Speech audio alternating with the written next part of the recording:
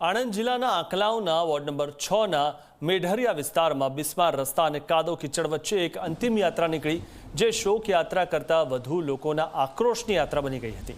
અકસ્માતમાં મૃત્યુ પામેલા સુનિલ રાઠોડની અંતિમ યાત્રા દરમિયાન ડાઘો અને ભારે હાલાકીનો સામનો કરવો પડ્યો।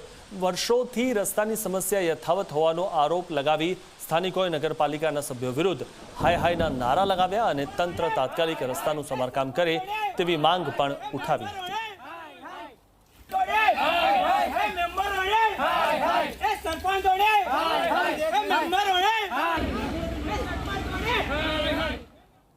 અત્યારે અમે જે પરિસ્થિતિની અંદરથી નીકળ્યા છે, જે આ સ્મશાન યાત્રા અમે લઈને આવ્યા છે, તો અત્યારે કોઈ પણ કાર્યકર્તા ચાહે ભાજપનો હો યા કોંગ્રેસનો હો કોઈ આયા નથી।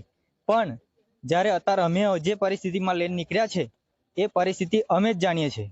મારી અત્યારે એટલી જ માંગ છે કે રસ્તા કમ્પ્લીટ કરાવો।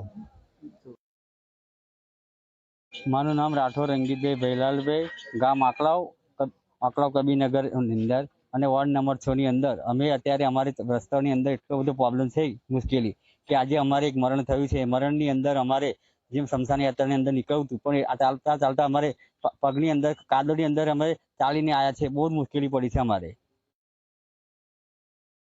હવે અંતિમ યાત્રા તો લઈને આયા છે, બરાબર છે। ઢેચણ હમણાં અંદર કરી જવાય છે, અથવા ચાહે કે નગરપાલિકામાં કોઈ ભાજપ હોય કે કોંગ્રેસ હોય, પણ કોઈ ધારાસભ્ય હોય કે સાંસદ સભ્ય હોય, આ બાજુ કોઈ આવતા જ નથી। અમારે 108 ની કઈ સુવિધા હોય કે રાતે કોઈક બીમાર થઈ ગયું હોય તો અમારે 108 ને બોલાવે તો કેવી રીતે બોલાવે? પણ કદાચ બાઈક જ ના જતું હોય તો 108 ક્યાંથી આવવાની છે? બરાબર છે। અને કદાચ કોઈક બીમાર થઈ ગયું હોય તો એને લઈને જતો આમ તો એક્સપાયર થઈ જાય